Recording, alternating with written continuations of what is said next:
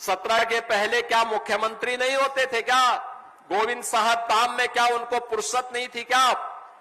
पिछले दिनों मुझे सरवण धाम में आने का और शिव बाबा धाम में भी आने का अवसर प्राप्त हुआ था। तब क्यों नहीं आते थे? क्योंकि 17 के पहले मुख्यमंत्री को कहां फुर्सत थी। वो नोएडा नहीं जाते थे, लगता था कुर्सी खिसक जाएगी।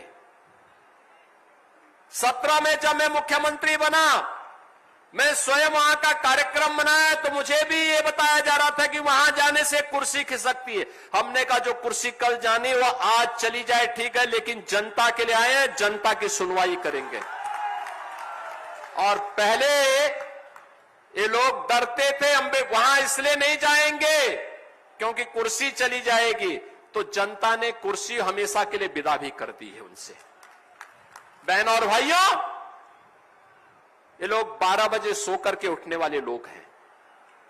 12 बजे सो के उठेंगे, 2 बजे बबुआ तैयार होंगे और 2 बजे तैयार होने के बाद फिर उनके चच्चू उनको कुछ सिखाएंगे, फिर एक ट्वीट करेंगे, फिर जिम चले जाएंगे, जिम से वापस आएंगे तब तक महफिल जम जाएगी और फिर उनको इतना होश रहता ही नहीं कि वह इस देश में है या फिर इस देश से बाहर कहीं और जगह है।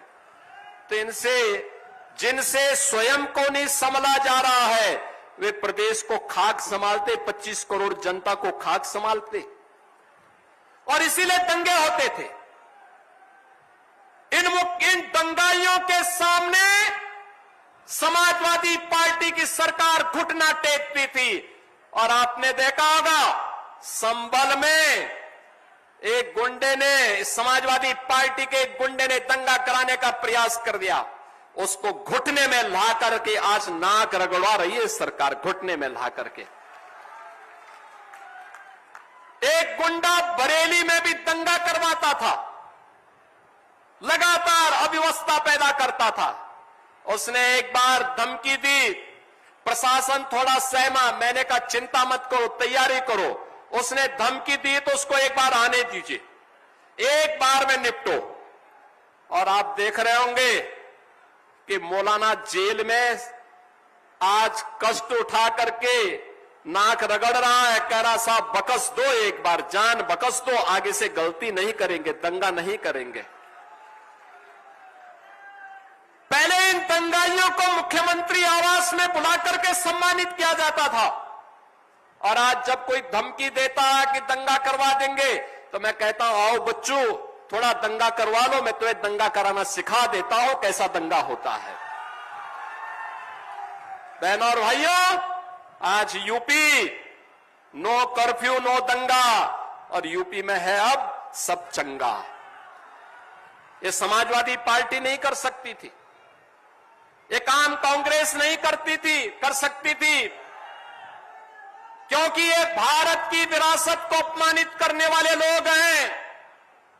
याद करिए, समाजवादी पार्टी ने और कांग्रेस ने महाराज सुहेलदेव का अपमान किया था, उनका स्मारक नहीं बनने दिया था, बल्कि विदेशी आक्रांता सलार मसूद के नाम पर गाजी मियां का मेला लगाना प्रारंभ कर दिया था। हमारी सरकार आई, हमने कहा नहीं, किसी विदेशी आक्रांता के नाम पर कोई कार्यक्रम नहीं होने देंगे। आयोजन होंगे महाराज सुहेलदेव के नाम पर होंगे, आयोजन किसी विदेशी आक्रांता के नाम पर नहीं होंगे। और बहनों और भाइयों, आज उसी बहराइच में मेडिकल कॉलेज का नामकरण महाराज सुहेलदेव के नाम पर भारत को गौरव की अनुभूति करवाती है। उसी स्थान पर महाराज सुहेलदेव ने सालार मसूद गाजी को मारा था 3 लाख की सेना के साथ में। आज महाराज सुहेलदेव के नाम पर आजमगढ़ में विश्वविद्यालय चल रहा है, समाजवादी पार्टी ये नहीं कर पाई। समाजवादी पार्टी को फुर्सत नहीं थी कि वो वीरांगना झलकारी बाई कोरी को सम्मान दे सके, महारानी दुर्गावती को सम्मान दे सके। वीरांगना अवंतीबाई लोधी को सम्मान दे सके, वीरांगना उदा देवी पासी को सम्मान दे सके। और मुझे प्रसन्नता है हमारी सरकार ने, डबल इंजन की एनडीए की सरकार ने आज वीरांगना उदा देवी के नाम पर, वीरांगना छलकारी बाई कोरी के नाम पर, वीरांगना अवंतीबाई लोधी के नाम पर महिला पीएसी की 3 बटालियन का गठन कर दिया है। और तीनों में प्रदेश की बेटियों का प्रशिक्षण होगा और वे प्रदेश की सुरक्षा के लिए दुर्गा बहानी के रूप में निकल करके गुंडा और अपराधियों का काम तमाम करने का काम भी करेंगे। बहनों और भाइयों, आज नए उत्तर प्रदेश में आप जहां कहीं भी जाते हैं सम्मान पाते हैं। आज से 9 वर्ष पहले ये नहीं होता था। 9 वर्ष पहले आप कहीं जाते थे सम्मान के लिए तरसते थे। लोग सोचते थे कहां से, यूपी के नाम से तो लोग कांपते थे, देख करके ही भागते थे। अगर कोई आपके नजदीक बैठता था, आपके अंबेडकर नगर जनपद का या यूपी का नाम सुनता था, 10 कदम पीछे हटता था। आज ऐसा नहीं है। अब तो यूपी का नाम कोई लेगा तो 10 कदम दूर बैठा होगा तो आपके पास आकर के आपको गले मिलने के लिए उतावला होगा। आज ये पहचान बदली है।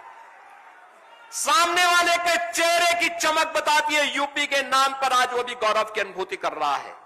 ये यूपी की पहचान को गौरव किसने दिलाया? प्रधानमंत्री मोदी जी के नेतृत्व में काशी विश्वनाथ धाम, अयोध्या में एक बार भगवान श्री राम की पावन जन्मस्थली पर भगवान श्री राम का भव्य मंदिर के निर्माण के साथ ही आज की नई अयोध्या जिस वैभव के साथ जानी जा रही है। आज आप प्रयागराज में जाते होंगे, बदले हुए प्रयागराज को देखते होंगे। मां विंध्यवासिनी धाम में जाएंगे, मां विंध्यवासिनी के पावन धाम को आप बदलते स्वरूप में देख रहे होंगे। नैमिषारण्य में आप जाएंगे, नया नैमिषारण्य नजर आता है।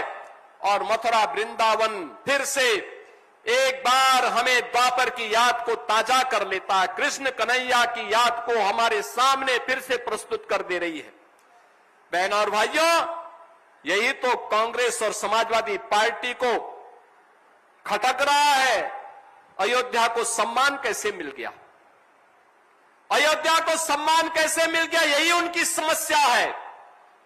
क्योंकि समाजवादी पार्टी ने राम भक्तों पर गोलियां चलाई थी और कांग्रेस ने कहा था कि राम हुए ही नहीं, राम के अस्तित्व पर प्रश्न खड़ा करने का प्रयास किया था कांग्रेस ने।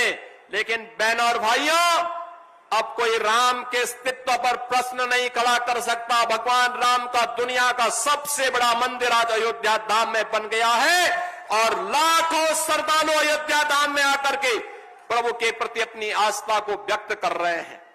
बहनों और भाइयों, विकास और विरासत की यात्रा हम सबके गौरव को आगे बढ़ा रही है और गौरव किसी व्यवस्था को आगे बढ़ाने के लिए आज अंबेडकर नगर जनपद में मुझे आने का अवसर प्राप्त हुआ है। मैं अपने युवाओं से कहूंगा, आप चिंता मत करिए।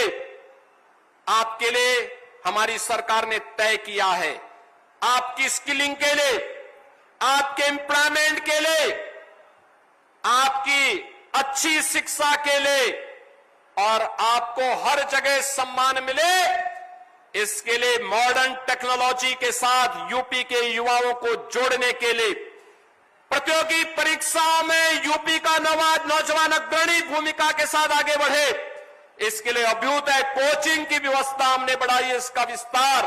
और इसके लिए बहुत शीघ्र उत्तर प्रदेश सरकार एक युवा नीति के साथ आने जा रही है।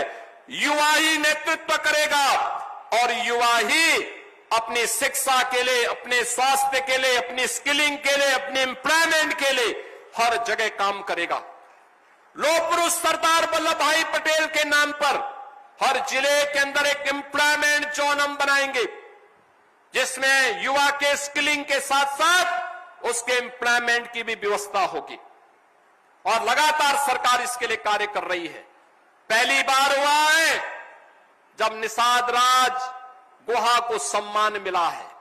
श्रृंगवेरपुर में आप जाएंगे, भगवान राम और निषाद राज गुहा की गले मिलते हुए भव्य प्रतिमा आज त्रेता युग का स्मरण हम सबको कराता है।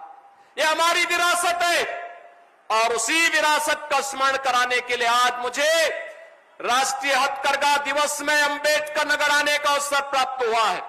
हमारे जनप्रतिनिधियों ने जो मुद्दे मेरे सामने रखे हैं, सरकार इन पर कार्य करेगी।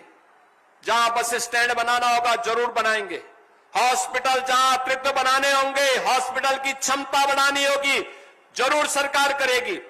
इंफ्रास्ट्रक्चर के लिए, रोड कनेक्टिविटी के लिए, टेक्सटाइल पार्क के लिए जो करना होगा करेंगे।